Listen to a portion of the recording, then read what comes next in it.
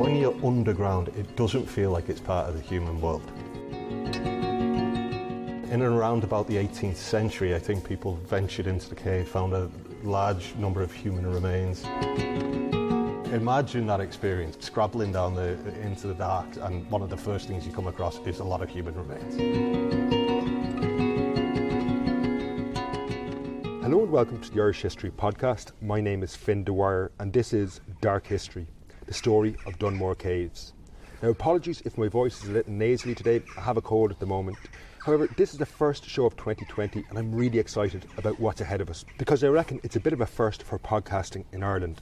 I'm standing at the mouth of a cave system, one of the larger ones in Ireland, and this show is going to be recorded inside this cave, a place with a fascinating history. For over 1,000 years, humans have been coming here to this cave, that's Dunmore Cave. And it's not just out of curiosity and exploration. Thousands of human bones have been discovered in the cave the show is going to be recorded in. How they got there is the subject of debate and a certain degree of mystery. Were they deposited, essentially buried in the cave, or is there a darker story behind these bones? Because, as you will hear, the Vikings have a long and at times violent history associated with this part of Ireland. Now, joining me on today's podcast is the archaeologist and podcaster Neil Jackman. You might remember Neil from the episode on the Hellfire Club, but maybe I'll let Neil introduce himself. Hi Finn, thanks so much for having me, and hello to everyone. It's actually a beautiful day above ground here. So it's a shame to be going down into a cave. It is a little For bit. a wintry morning, it's pretty good. It is, but yeah, so as you say, I'm an archaeologist myself, but I started a podcast reasonably recently called Amplify Archaeology, where I get to chat to all manner of experts on different subjects. I just recorded one there with Damien Shields on conflict archaeology. So if you're interested in how we know things from the past, you know, the process of archaeology, you might enjoy that. So before me and Neil head down into the cave, I just want to talk first to John McInerney, who's a guide here at Dunmore. And John's going to explain a bit about what lies beneath the surface here. So maybe, John, could you explain to listeners at home exactly what me and Neil are going to see when we get down into the cave, maybe to paint a picture how big it is? What exactly does the cave look like? Okay, what you've got is accessible is 3 chambers on 3 separate levels. You've got 400 metres of passageway that is lit for the visitors to come through and see. All the different sorts of formation, all the calcite formation, stalactites and mites, etc. And we explain all the differences between the two, how they got there, approximate ages, because everything is very ish when you're talking formations, you know. On that topic then, roughly, when was the cave formed? Like, how old is this cave? We have formation down there that they date approximately 1 million years old. Wow. So we're going to be talking about history today, which is obviously something in the blink of an eye compared to this. Yeah. When was the cave first accessible to humans? So I guess I'm looking down, just to explain to people at home, into the mouth of the cave now, and it's a large opening. When was that first accessible to humans? Okay, now the first recording of the use of this place is in the 9th century by the Irish Triads, and we were recorded as one of the 3 darkest places in Ireland. Now the other 2 would be Newgrange and Knowth, which, as you know, are both man-made megalithic tombs. What that tells us is that this place was the first known cave in Ireland. The others were there, same sort of age periods and the likes, but we were the first known cave worthy of being written about. And getting down into the cave today is much easier than it would have been at any point in its history. There's a huge series of steps. Roughly how far down does it go in terms of metres and steps? Maybe again to give people a painted picture of people at home. Okay, right, okay, with you. Okay, what you've got there is 706 stairs on the round trip. So there's a lot of steps. We have a long way to go. A long way to go. The lowest part of the cave that the normal tour gets to is around 50 metres. That's down in the main hall there. The entrance, that was in and around 3,500 years ago. So the cave was being formed before it was sort of accessible, if you like. The OPW, the state body, took over in 1940. There was an archaeological dig in 1973. And then the stairs, lights and all the work went in. and it was open to the public July 1978. Before me and Neil head into the cave then, can you just explain to people at home that they can come here, that it's open to the public? Oh yeah, I mean it's a compulsory guided tour, which makes a lot of sense. We don't have set time tours, it would be supply and demand. Or you would need really sensible shoes and a coat because it's always 9-10 degrees down there. Great stuff. Well, thanks very much, John. I'll put all the links in the show notes so people will be able to find out more about this at home. Thanks a million, John. You're welcome.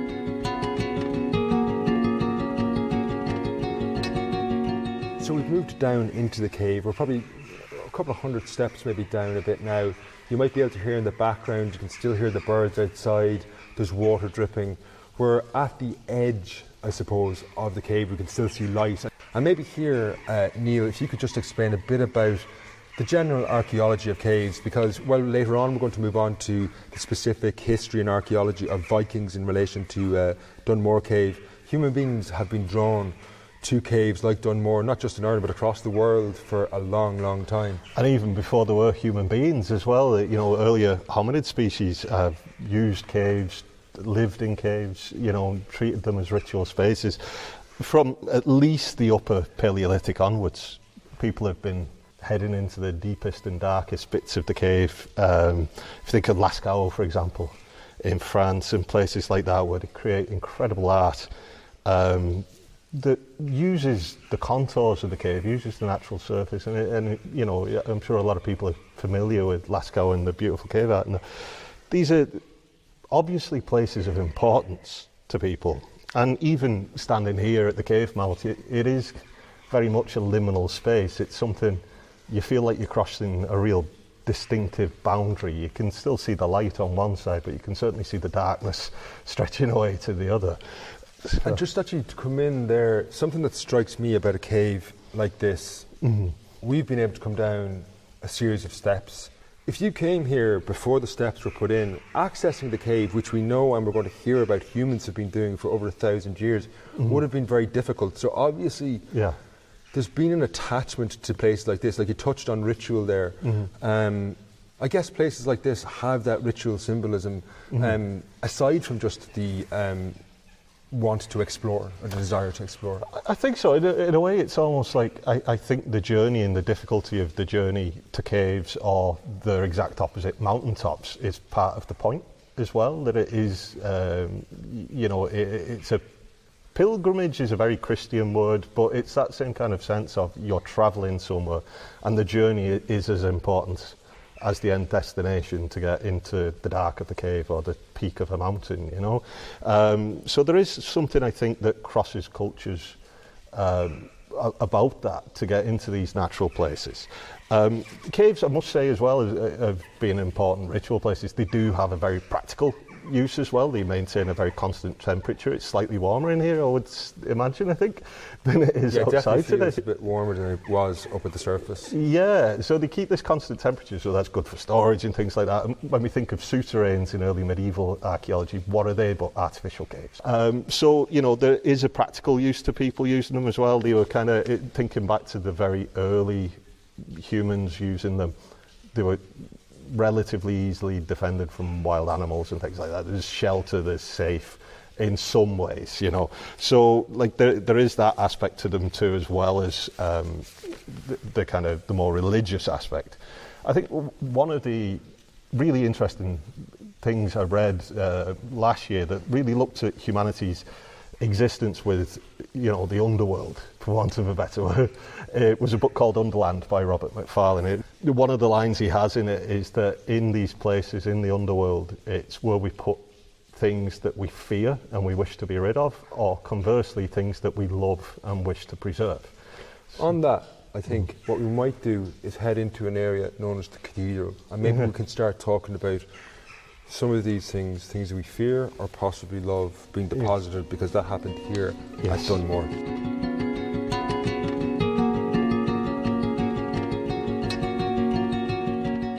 So we've journeyed further into the cave now. Maybe the echo is a bit stronger. I don't know if you can hear that, but certainly for us, I think the echo is a little bit stronger in here. There's water dripping down. We're looking at a pretty incredible formation though, and this is called the cathedral. I mean, when you look ahead of us, you can see why there's almost a natural dome formation.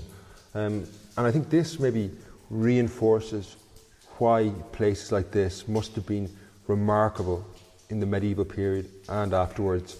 When you come in here, if you can only imagine, say, if people had burning torches and the light dancing off the rocks and the shadows being cast, and then seeing this really remarkable natural feature, it's easy to understand why somewhere like this would be a special place. Oh, absolutely. I mean, the big sweeping arch of it, and it's such a striking place. And we must bear in mind as well that, whether the people in early medieval Ireland or whether it was the Vikings that we'll discuss a little later on, people have been telling stories about caves. As we were kind of talking about earlier, the Epic of Gilgamesh is one of the earliest stories that we have.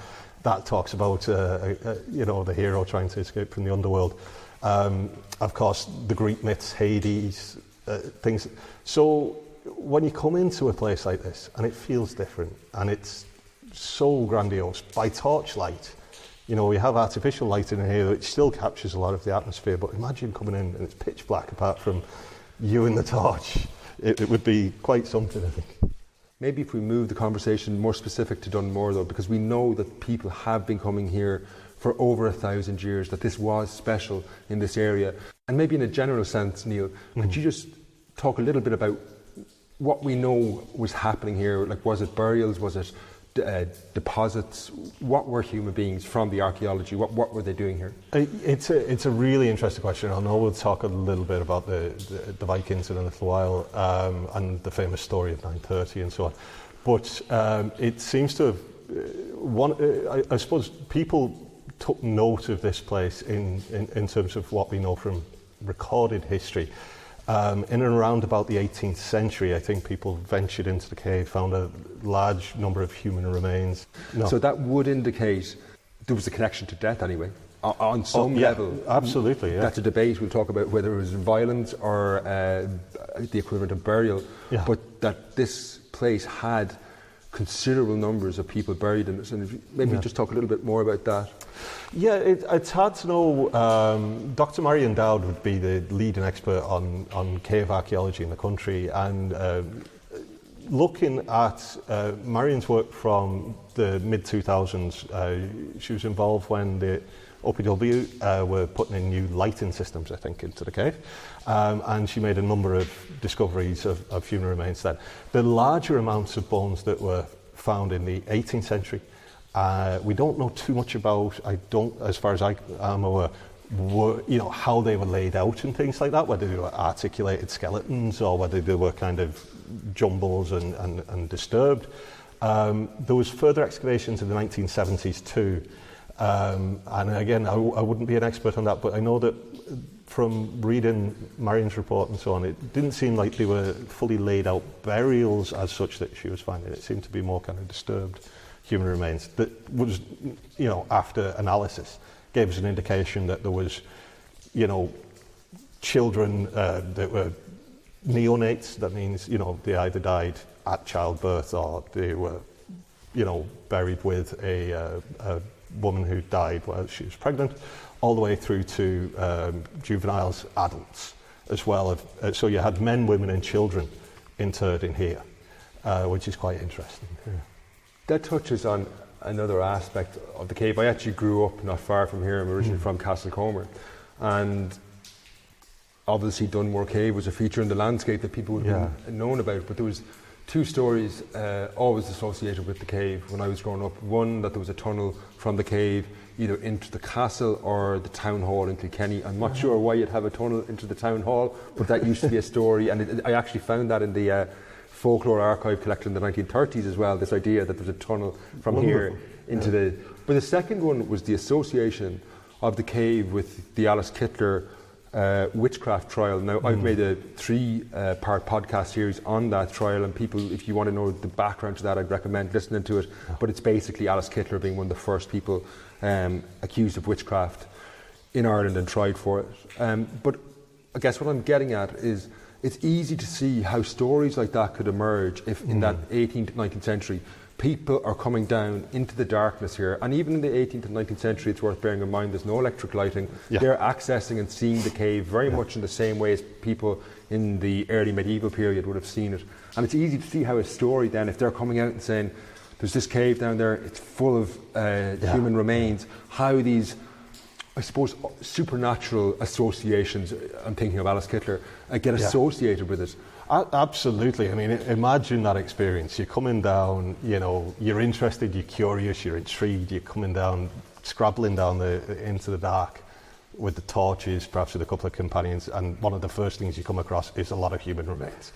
You know, that is, it's an experience that you can really see would create stories and develop stories around it. And the Alice Kittler connection is really interesting as well, because in later periods, certainly in British witchcraft and things like that, there's this whole association of witches and caves. I guess it comes back to that idea of the underworld. Yes, exactly. And I don't think you need to be an expert in paganism or anything to see that. It's the obvious connection that these places that go down into the earth are somehow connected with diabolical association, and it's easy to see how they make that connection in terms of witchcraft.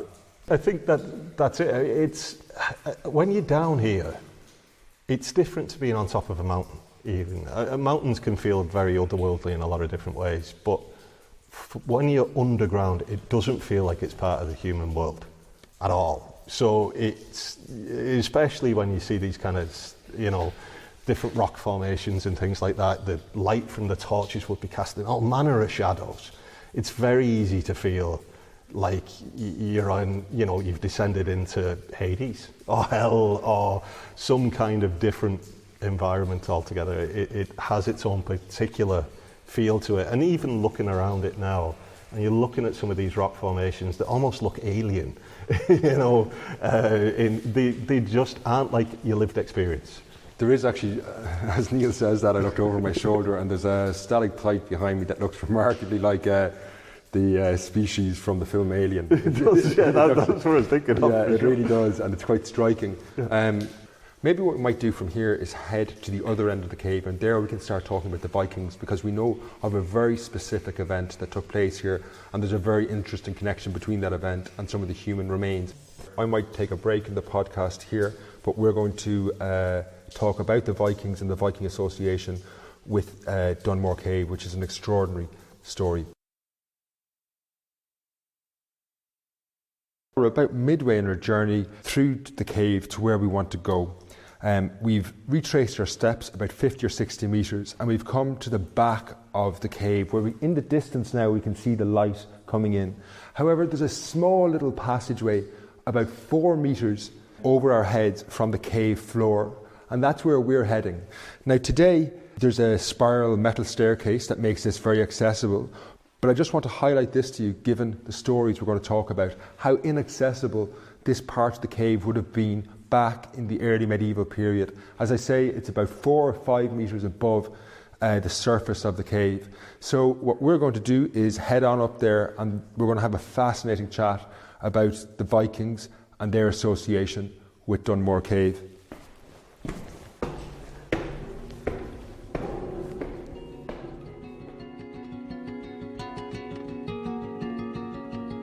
So we've now reached a chamber with some of the most fascinating history of Dunmore Cave. But before we go into that, John, can you just explain a bit to people at home, this chamber that we're in? It feels actually quite different to anywhere else we've been in terms of the atmosphere, and temperature definitely is different. Can you just explain where we are? Okay, right. We are at the moment in the town hall chamber. It is the highest of the 3 chambers that you're going to visit. It's the nearest to the surface, if you like. The highest part of this chamber goes within 10 metres of the surface. You will be in the southeast corner of the cave complex, if you like. Yeah. Formation-wise, this is where the big stuff is. This is where the big formation's up in this chamber here. The Market Cross just over the way, we'll probably talk about that in a second or two. Do you want to just explain to people what that is? Okay, the Market Cross, it is a freestanding stalagmite, and it's dated, and you've got to bear in mind cave dating is always very in and around 1 million years old, and it's best part of just short of 7 metres high. Just to explain to people, this is absolutely incredible rock formation ahead of us here. It's a lovely piece of formation. It's all made out of calcium carbonate, that's CaCO3, and it's an accumulation. Anything coming from the floor is a mite, anything coming from the roof is a tite. So this is a stalagmite, and it's got a lot of different visions depending on the person looking at it. Some people can see a pint of Guinness with the head overflowing off to the right there. Some people see a hand holding across the bottom of the glass. I can see that, It depends on what your imagination wants it to be. Yeah, but it's an absolutely fabulous piece of form, and it is the biggest in Ireland. Again, coming back to something that we talked about earlier, so I explained how accessing this chamber is quite difficult, particularly before the spiral staircase was put in. Yeah. But then when you see things like this stalagmite, I have that right, stalagmite, you can only imagine what this must have been like, the people who had to really journey to get back here. And again, that idea of maybe a burning torch flickering off that and the shadows that it would have cast must have been quite incredible. Yeah, you put the effort in to come up here, and this is the reward when you do get to this end of the chamber there. Even today, like like we're walking along perfectly flat surfaces, a spiral staircase, as I say, even today, to come and see this is quite incredible. So following on from John's really vivid description of where we are now, there's also a fascinating history associated with this chamber. So one of the most iconic events that took place in the history of Dunmore was in around the year 930. There was a battle above ground, very close to the mouth of the cave. Huge numbers of people were killed. Now, in the locality, it was often thought that large numbers of people came down into this very location where we are now to take refuge from the Vikings. After their victory in the battle, the Vikings supposedly came down into the cave, lit fires, and essentially suffocated large numbers of people in this chamber. But Neil, maybe do you want to expand on what happened? So we're in the year 930. Ireland is a very, very unstable place. The idea of people taking refuge in a cave like this from a battle above ground is actually not out of sync with the history of the time. So maybe do you want to elaborate more on? No, it's a really interesting period, and you know, by interesting I mean probably horrible for the people who lived through it. You know, because you had different kingdoms rising and falling all the time. And you had, in the middle of that, you had the Vikings arriving in a large kind of second wave, particularly the Vikings arriving into Waterford. They're coming in around about the year 914, Ivar and the descendants of him. They form alliances with Irish kingdoms, they break alliances with Irish kingdoms, and the Vikings fight Vikings, Vikings fight Irish. It's a very, very tempestuous period.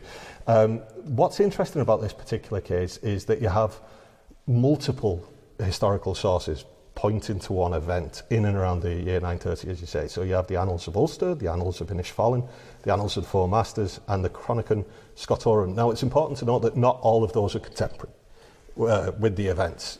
You know, some of them, the Annals of the Four Masters, are centuries later, indeed. But they all record this Viking massacre. They all record that it happened in a place called Dirkfurna. Now, the reason that's believed to be here at Dunmore is that locals, this cave was known as Dirkfurna in the locality in the 19th century. So people have put two and two together, and of course with all the human remains, it made sense that, you know, this would be the point of of where it all happened. The idea of the massacre being associated with this part of the cave, it's very evocative, it's very easy to see. We've talked about darkness. Yeah. The idea of maybe men, women and children being huddled up here, maybe hearing screams of a battle. And I remember coming here as a child, and I might ask John to do this, just to turn off the lights for a second back here. But I guess what I'm trying to get across is this is total darkness in a way you cannot experience anywhere else because there's no light at all. No, and darkness is something we're not used to at all in our modern life. There's artificial light everywhere. Darkness and silence are almost completely alien to us now, so we're not used to them. So what I'm going to do is ask John to turn out the lights. Literally, there's the lights coming up off the microphone, and there's nothing else. When you look in any direction, you can't see anything. Now, I think this really creates an evocative idea that if you have people up in this level of darkness And the idea, you can't move around, like you can't see anything, you can't see your feet, you can't see anything. The idea helps create a very evocative story of people dying in this cave. Now that was, to a degree, supported by archaeology initially, but Neil, the picture of the human remains that were found here is more complex. I might actually ask John to turn on the light again, because that is quite something when you're in the pitch black. It really is. I suppose it's like anything with archaeology. Very rarely does it give you a definite answer on things. Yep. Sometimes it gives you better questions to ask if you're lucky, right?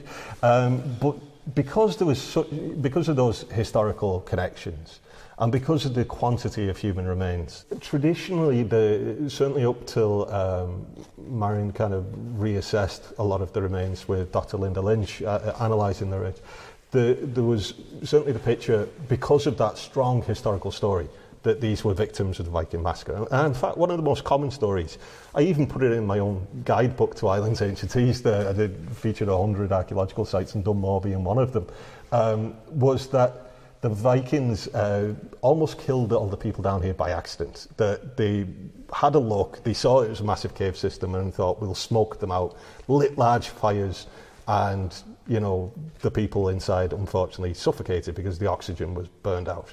So looking at the human, there's two stories then of massacre. There's one, people were slaughtered down here, or the second option is that they suffocated down here.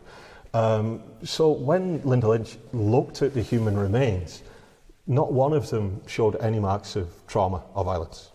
So there was no... can rule out the idea that the Vikings came down here and physically...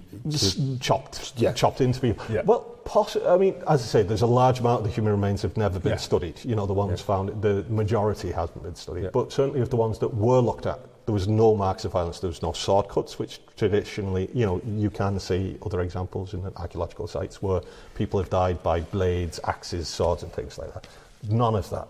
And also archaeology has never revealed any large-scale burning anywhere in the cave. At the mouth of the cave or deeper into the cave, there's not been any signs of large fires.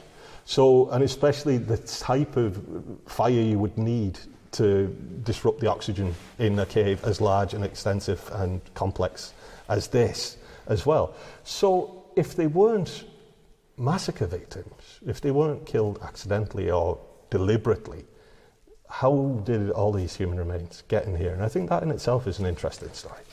It definitely, and me and Neil talked a bit about this before we started, and I think this equally conjures up, I think, maybe unsettling ideas of ritual and things like that in the cave. But maybe to talk a bit about, that brings us on to this idea that the cave might have been used for, or that people could have gotten here by other means, is actually some of the deposits found here. Like there was a hoard from 930 around the time of the battle, which would indicate maybe the Vikings have a different association and not necessarily with attacking people in the cave. That's it. It's an interesting story. When you start to kind of think about this, and Marion writes about this really well, when you start to think about, well, if they weren't slaughtered down here, what happened? The other thing as well is that most of the artifacts found here have Viking associations. So it was, they seem to be things like beads, for example, that seem to be classically Viking in origin, Scandinavian in origin. Pins, items of personal dress that presumably the people who had died in here were wearing, as well as two hoards. So if there were the people who died in here appear to have been Scandinavian. They appear to have been Vikings. There is another cave, so is it a Viking burial ground? Similar to Cloughamore Cave. And that might explain, say, the presence of human remains back here and then up in the cathedral chamber where we were, because these are the least accessible parts of the cave. And obviously, if you're burying someone, you don't want them somewhere where they're going to be disturbed by someone who rambles into the cave. Like if you were burying someone back up here, the chances of someone else disturbing it are slim. Well, that's it. And actually, that's further kind of asks a further question about the story about the massacre too. If there were Irish people that were killed in here, wouldn't other Irish people have wanted to give them a traditional Christian burial? You know, that's part of it. So they are in inaccessible places. There are 2 depositions of hoards in here as well. There's the one related, as you say, to the to that event in the kind of 930. There's a later one as well, which has, again, woven wire buttons, very high status items. There was silks there that have been identified as being of extremely high status. And it makes you think about, you know, there have been other cases where Vikings have used caves almost as refuges for raiding. It's almost like an Alibaba style story, you know, that this is where they're stashing the loot and they're going out from. But that might again come back to if there is associations with caves as being dangerous places, with being we're better to hide wealth because you know that people are less likely to come down somewhere like here. Exactly. It's not just that it's physically difficult to access. It's it's supernaturally, you know, scary. You don't want to come down here. Exactly. So I mean that could be a potential thing as well. It really asks the question if this was, you know, and that's what I mean about archaeology, not really giving you a dead straight answer every time, right? So there's still the possibility that these people could have died as a result of that conflict. That is a really, I prefer the other one because just standing here when the lights went out, that idea of that level, or that kind of death in total darkness, like, not that could be a pleasant death in any way, but the idea of total darkness, not even being able to see your hand in front of your face, let alone maybe a loved one beside you. Yeah, exactly. It's a horrible thought. Yeah, it really is. It's a deeply unsettling thought. It's still, I think, a potential possibility because, of course, we've not analysed all of the remains that came from Dunmore. Okay? So we can't definitively rule it out. So you're only looking at what's the most likely circumstantial evidence. Okay, so then there's another theory then that perhaps it was used as a Viking burial ground and or a Scandinavian origin. Just on that, Neil, that also highlights maybe there's a complexer history of the Vikings, if that is the case. So we're talking about, just to explain to people again, Dunmore is inland, it's just a bit north of Kilkenny City, not somewhere you would have traditionally associated with, say, a Viking settlement, for example. If the Vikings were using this as a burial ground, it would indicate Viking presence, though, on a more permanent basis than maybe what we initially would have regarded as the Vikings, limited to more coastal areas. Well, that's a really good point. And you know, there are Viking inland sites for sure, but what could be an alternative explanation for that is that the people who died in here were Irish, but they traded a lot with the Vikings. If you think about Ballinderry Crannog, for example, there was a lot of Viking material found there, but that was definitely an Irish site. So they were trading for Viking swords, they were trading for Viking jewellery and so on. They were the biggest traders of the period. So, you know, perhaps that's an explanation. You know, what would be really interesting, and I don't know if it's possible, I don't know whether there is the opportunity to do further research and excavations and so on. It'd be great to talk to Marion about that. Is if you could do, you know, the isotopic analysis through the teeth could tell you where they grew up, essentially, or you can even do ancient DNA. Lara Cassidy is doing some really interesting work with that at the moment. I don't know, is there enough human remains to be able to do that? For ancient DNA, for example, you need a particular piece of the skull, it's a part of an eagle, to do that. So I don't know, but I would be really, really interested to find out. And one of the biggest mysteries, or one of the biggest stories, I think, in the history of this period could become a little bit clearer, perhaps. I think it is. It also highlights that thing of there's the natural tendency to always lurch for the sensational, the violence, the battle. Yeah. When somewhere like Dunmore certainly adds a more complex picture. You know, there was certainly more going on here than just a bunch of people were massacred and that's it. Yes. Like even the fact that we know there's 2 Viking hordes here would indicate that they were using the cave. Yes, semi-regularly. Yeah, maybe that is tied into the way other people understood the cave. No, absolutely. I think, you know, in defence of the original story, and as I say, I put it in the book myself before I started to research much more deeply into some of these stories. It was kind of the accepted one, the one of the massacre. You have multiple annals given that story, and you have this tradition going on for a long, long time. So it's really hard to change a story until you actually start to look at the physical evidence. And that's where archaeology and history really can marry together to create those levels. If you just looked at it through one aspect, you wouldn't get the full picture. You need both, and in fact, you need to go a step further and do some more scientific analysis, as well as historical and archaeological, to look at the ancient DNA, look at the isotopes and things like that, to really complete the picture of who these people were that were interned in the cave. That's brilliant, thanks Neil. What I think we might do now is head back out towards the entrance. I'm going to talk a bit to John about maybe more contemporary stories associated with the cave, particularly one from the War of Independence. And then maybe at the very top, me and Neil will talk a little bit more about the history and archaeology. Just to remind people again, Neil has his podcast. It's called Amplify Archaeology. Check that out. There's some really great interviews there. And it touches on various different aspects of things that Neil has talked about. So check that out. It's Amplify Archaeology. But yeah, we're going to make our way out maybe towards the entrance, and I'll talk to John, as I say, about more contemporary stories from the cave on the way out.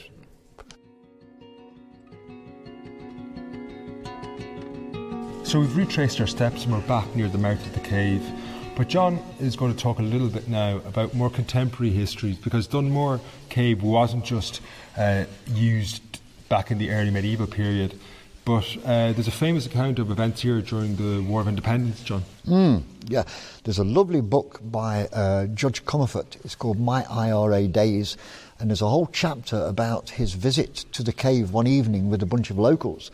And he was part of the local Muckalee IRA brigade, and what they were looking for was the fabled second entrance to the cave, so that they could use it as a sanctuary, so they could dash down here and escape from the Tans and likes. They spent the whole evening down here. I think there was 4 or 5 of them.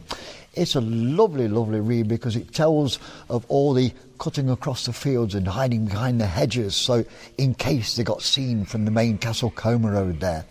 There was a lady that furbished them with tea and a couple of sandwiches to come down, a proper little picnic, you know.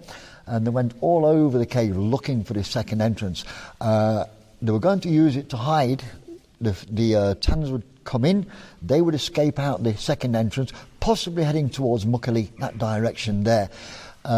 They never found the entrance, so they abandoned the whole project. It would be nice for them to have found it, though.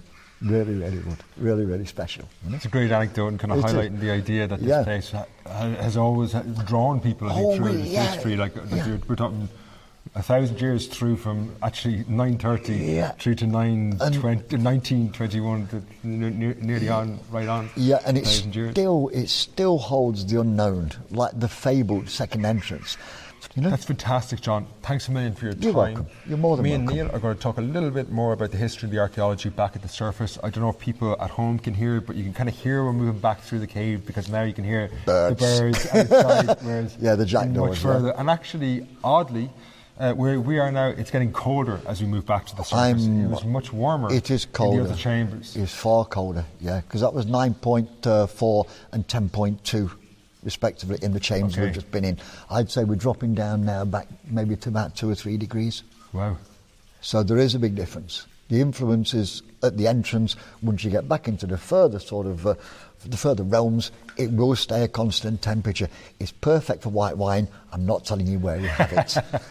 John, thanks very much. You're welcome.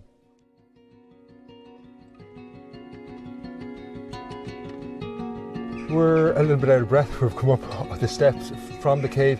But Neil, we really feel like we're emerging into a different world. It's a lovely sunny day. The birds are singing, and the contrast between the cave and here is remarkable. Yeah, I mean, it feels very much like you cross a threshold when you come back up through the mouth of the cave. You're reborn into the new world or something like that. It's so much brighter. It might be a little bit colder, but it's so much brighter. The birds are cawing and everything else. It does feel like there's a lot more life up here, you know. It is really distinctive.